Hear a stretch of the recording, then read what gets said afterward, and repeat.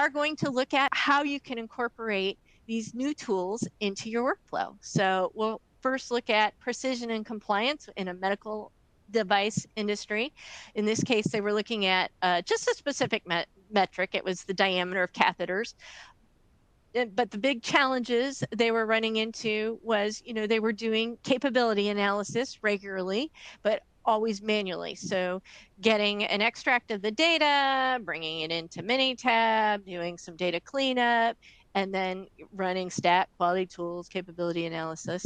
So it was just hard to be fast enough at keeping their information up to date and reported. So I'm going to share my screen over at the Minitab Solution Center. So this is the Minitab Solution Center. For anybody that has a Minitab license, I'm excited to tell you, you have this. It's app.minitab.com. That's all you need to do, app.minitab.com. You have the Minitab Solution Center. Now, you may not have every part of the Minitab Solution Center, but by default, everybody with a Minitab license has the analytics tool, which is Minitab statistical software, your friend. You have the brainstorm tool, which has some really exciting new AI built into it. You have the data prep tool, and you have the dashboard tool. So we're going to actually use these tools today. For those that have what we call the core subscription, you also have the quality project tool. In addition, I also have Minitab Connect, which brings in data from all different data sources. I use it all the time. I also use it to store my data and share my data with others. Minitab Engage, which provides a lot of visibility to your process improvement projects and what's going on in your quality initiatives in your organization. So a great way to provide visibility to your organization of your value. Real-time SPC, which is a little newer for us. And then Minitab Model Ops, which as you get better at predictive AI, one of the goals is to deploy that model in your systems. And that's what Minitab Model Ops does. But today we're going to focus on these tools in the top row. And we're going to start with our medical device example. I'm going to bring in some data into the Minitab Data Center. So the first option is add data. I can add data from Minitab Connect. I can add data from SharePoint, OneDrive, Google Drive, something on my local hard drive.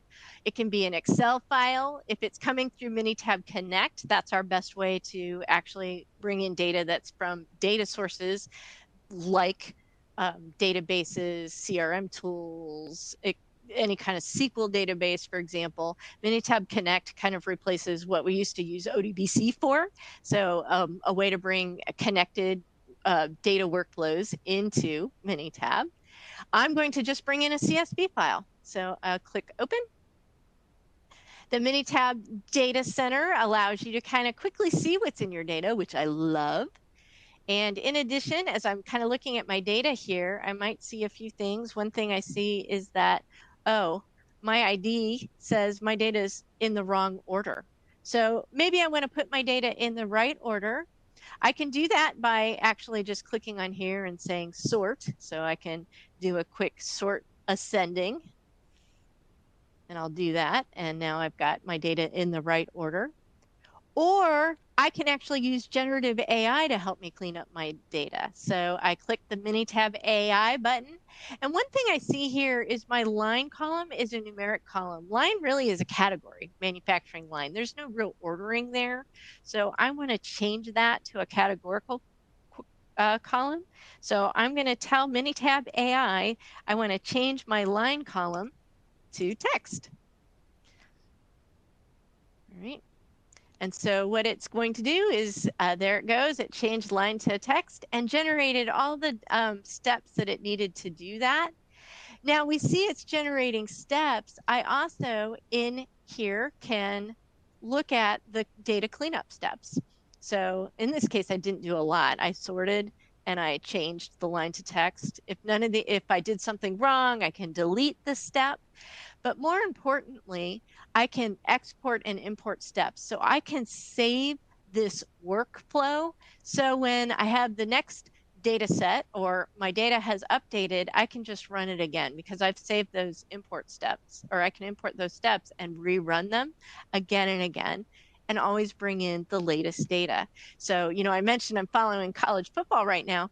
Every week I get new stats, and I have steps that I just run on the data cleanup with my new Excel file on the latest college football stats, and I get my most up-to-date information on who I think is going to win the college football championship this year.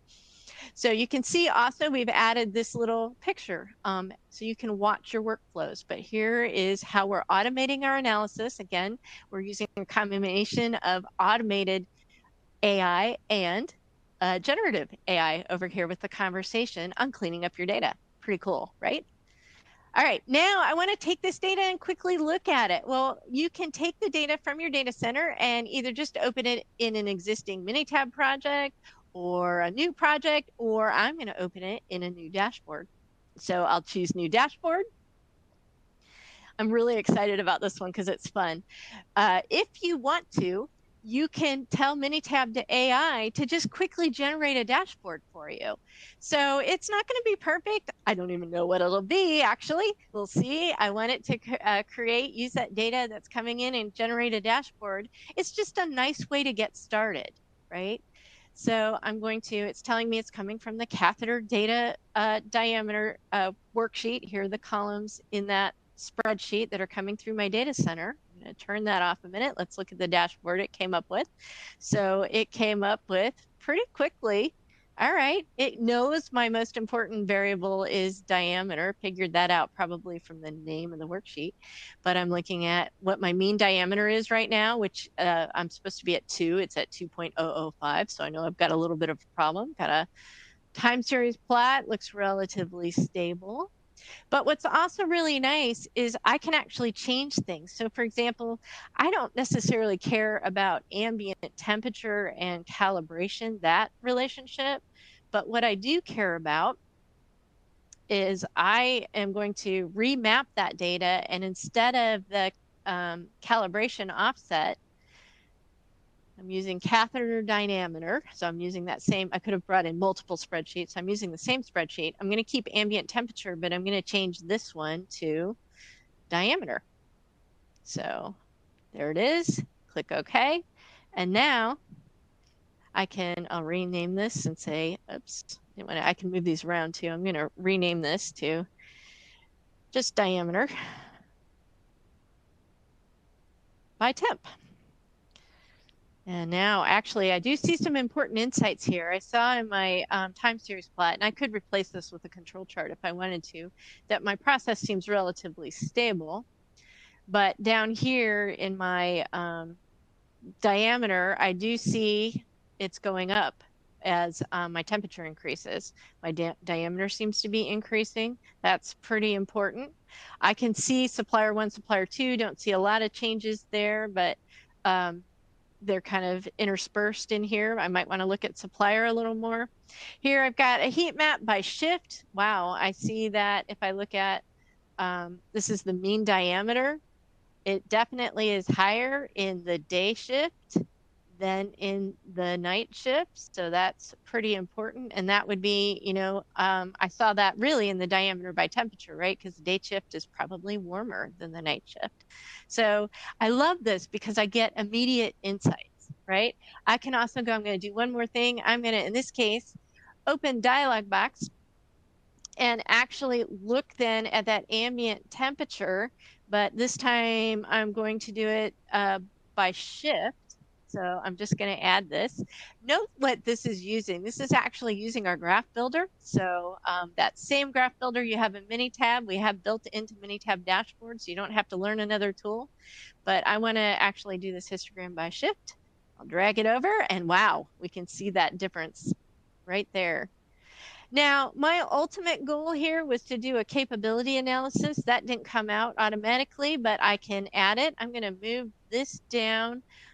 I don't see any line-to-line differences, so I'm going to actually delete this graph, and I'm going to replace it with my capability analysis. So I can add my capability analysis, which is I do know my data is, I can see from my histograms, my data is relatively normal, although we do have two groups built in. So we have a problem we know we need to solve, and that is changing the shift by shift difference. But let me go ahead and bring in normal capability. So this is, again, the dialog you're used to from Minitab. And my subgroup size is 1 here. My lower spec is 1.95. My upper spec is 2.05. And I'll click OK. And there it is. I have my capability graph right here, and my dashboard is good to go. I think I'm ready. Oops, I have one more thing I wanted to add. One thing it's nice to do too with these is you can slice and dice. So, maybe I want to always want to put a date range that I want to look at. So we'll put that in. And then I'm also going to add a category slicer because I found that shift was an important category. So I can select a variable I want to be able to slice by. I can actually run these metrics then by shift. So now I think I'm ready to present my dashboard. Oops, I didn't title it. That's okay. Forgive me. Put in my dates, change. I can just look at, here's my day shift, 2.01. Here's my night shift, 1.996. In terms of mean diameter, we definitely know our problem here. We got to control that ambient temperature. So we have our opportunity. And I can share this dashboard then with others in my organization or export it to PDF. But a very, very quick way, especially using the AI, to actually set up your report. And now it's automated to update when my data updates because I've got that workflow set up with the data center. So really excited about what we can do with this. And it's just fun too. So I will say the one thing that AI has done for me is it's just made data analysis so much more fun. Even though I need to change things, and you can see how I, did some small adaptation. One of the things that I really like is, it just gets me started.